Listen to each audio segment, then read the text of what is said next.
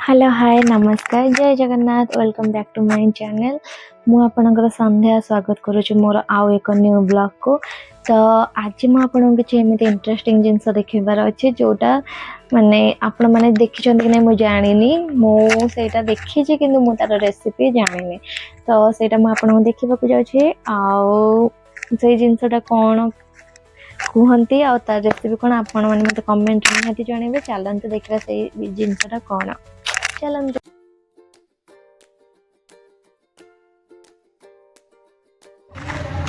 तो आज सकाल फास्ट मु उठिकी मोर नित्यक्रम सब सारी देथिली तापरे मु गली ठाकुर पूजा करने को ठाकुर पूजा कर सारिकी मु लंच माने जेहेतु सकाଳେ ମୁଁ କିଛି ଖାଇ ନଥିଲି ତ डायरेक्ट रोसे सारिकी ମୁଁ लंच कली। लंच रे आज भात करथिली आउ काबुली बोट आलू तरकारी आउ तापरे सेटा कोन तो आचार आचार ना भूली जाउची खाइबा से मैं बहुत भल से खाई दिए। तो ताको मु खाई सारिकी दीपर मु टिके सोई पड़िथिली। दीपर बहुत जोर खरा होतिला मोर लुगापटा सब सफा करिया थिला किंतु मु से करा को जम्मा जिबार नै। तो मु सोई पड़िथिली सोई के उठी सारिकी जाइथिली ऊपर को सफा करिया पई। 2 दिन रो लुगापटा पड़िथिला बहुत ही सारा। तो मु से सब सफा करके तळको आसिली। एबे मोर किछि खाइबा को इच्छा होला तो मु बनेबा को जाउथिली। मु भाबिली आपण मानक सह कथा हे सारे आ गोटे जिंस भी देखिबार थिला जोटा कि आमर ओनर जाइथिले कन्याकुमारी।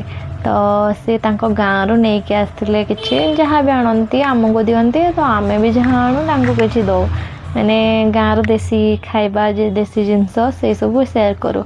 तो सी एमती किसी जिनस आनी जोटा मुझे देखा चाहूँगी आउ तार रेसिपी आउ से तार ना कौन आपण मत कमेंट रे कहे यहाँ तो मुझे स्टार्टिंग रू कही सारी।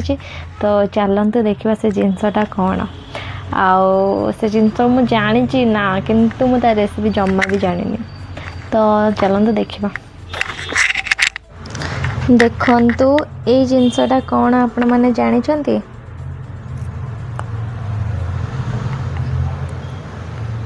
आउ यार रेसिपी देखन केते सुंदर देखा ना।